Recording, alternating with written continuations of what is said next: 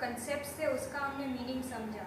काफ़ी सारे टर्म्स थे जो हम रेगुलर लाइफ में यूज़ कर रहे थे, बट उसका क्या मीनिंग था वही हमें मालूम नहीं था।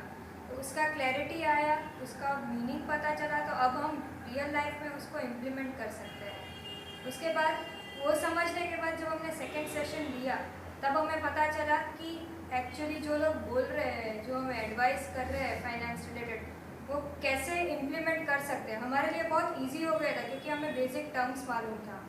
उसमें से हमने फर्स्ट ये सीखा कि कैश फ्लो, इनकम या इनफ्लो जो भी होना चाहिए वो हमेशा बड़ा होना चाहिए। उसका एक पार्ट्स में एक्सपेंस होना चाहिए, सेविंग्स होना चाहिए, इन्वेस्टमेंट होना चाहिए। बट ऐसा कभी नहीं होना चाहिए कि आउटफ्लो आपका ज़्यादा है और इनफ्लो कम है।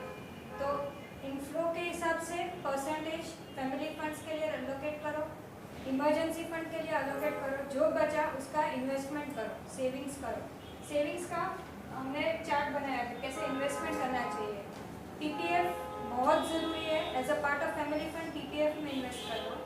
इंश्योरेंस फ्यूचर के लिए, हमारे फैमिली मेम्बर्स के लिए वो ज़रूरी है, तो टर्म इंश्योरेंस लेके उसका सिक्योरिटी डेवलप करो। फर्स्ट है 6 इयर्स का इनकम का करो, फिर 12 इयर्स, 18 इयर्स, जैसे जैसे आपका इनकम बढ़ता है वैसे वैसे ईयरली इनकम आप कवर करते जाओ।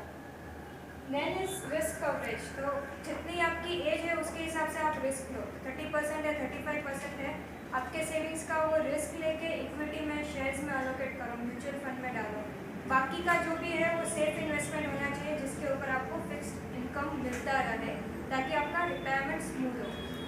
सेकेंड हमने सीखा कि सोने के अंडे देने वाली मुर्गी को कभी काटना नहीं चाहिए। हमारे लाइफ में कितने सारे ओकेशंस आते हैं जिसमें हम गलती कर करके सोने के अंडे देने वाली मुर्गी को काट देते हैं। तो ज़्यादा लालची ना बन के उसको नर्चर करना चाहिए, उसका अच्छे से ख्याल रखना चाहिए। हमारा जो एटीट्यूड रहता है उसमें ही हमारे सक्सेसफुल होंगे या अनसक्सेसफुल होंगे वो डिसाइड होता है। तो जैसे इम्पॉसिबल वर्ड खुद बोलता है कि आई एम पॉसिबल, वैसे ही आप कोई भी टास्क कर रहे हो तो उसमें कॉन्फिडेंस के साथ, क्लैरिटी के साथ, गोल्स के साथ करोगे तो आप हमेशा सक्सेसफुल होगे। एक बहुत अच्छी चीज़ है जो इधर लिखी हुई है, एक I repeat it as it is. एक बात याद रखो कि पैसा मानवीનું સર્જન નથી કરતો, માનવી પૈસાનું સર્જન કરે છે। मेरे टाइम्स हम लोग पैसे को इतना ज़्यादा इंपॉर्टेंस दे देते हैं कि वैल्यूज़, कल्चर्स वो सब कॉम्प्रोमाइज़ हो जाते हैं। बट हम लोग ने ही पैसा क्रिएट किया हुआ है, हमें ही उसको मैनेज करना है, हमें ही उसे यूज़ करना है। अच्छे काम के लिए कर सकते हैं, बुरे काम के लिए कर सकते हैं। अच्छी जगह से पैसा आ सकता है, बुरे काम करके भी पैसा आ सकता है।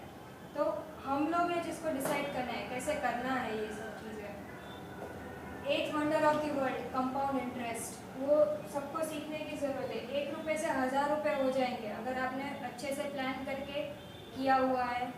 इनिशियल ईयर्स में सेविंग्स करोगे जिसका कंपाउंड इंटरेस्ट मिल रहा है आपको, तो आपका फ्यूचर ईयर्स में बहुत 10 टाइम्स 100 टाइम्स फ़ायदा हो सकता है। तो कंपाउंड इंटरेस्ट के पावर को समझना चाहिए और उसको अपनी रियल लाइफ में इम्प्लीमेंट करना चाहिए।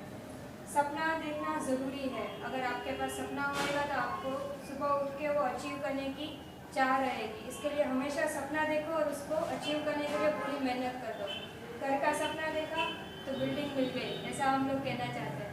तो कुछ भी छोटा बड़ा जो भी सपना है वो सपना देखो और उसको इम्प्लीमेंट करो। इन शॉर्ट, मेरा पैसा मेरी रिस्पॉन्सिबिलिटी, मुझे प्लानिंग करके उसको इन्वेस्ट करना है।